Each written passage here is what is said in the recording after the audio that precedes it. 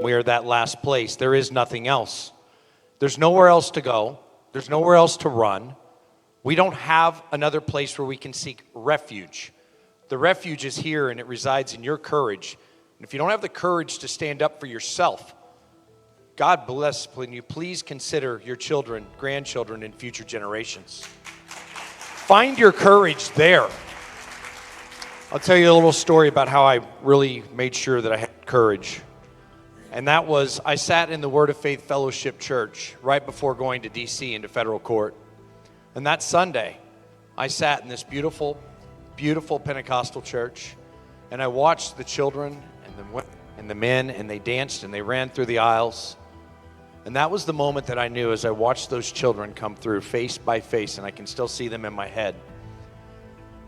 Seeing that removed any doubt that had to be done when I stood before that judge.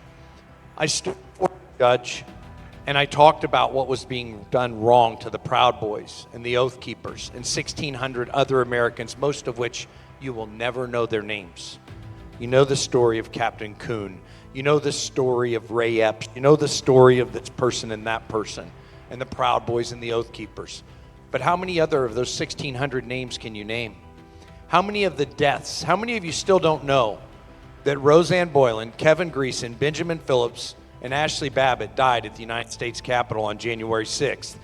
And 0 police officers were killed there that day. Never happened. 0 is the number of officers that died January 6th.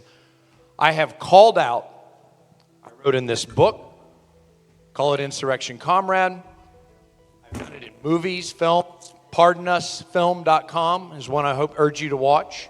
We did a film with Marjorie Taylor Greene about why the pardons had to be done.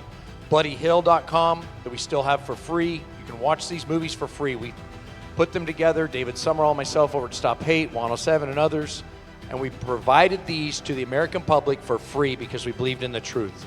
We took on the cost and the expense and the time and the effort just to share the truth of the event.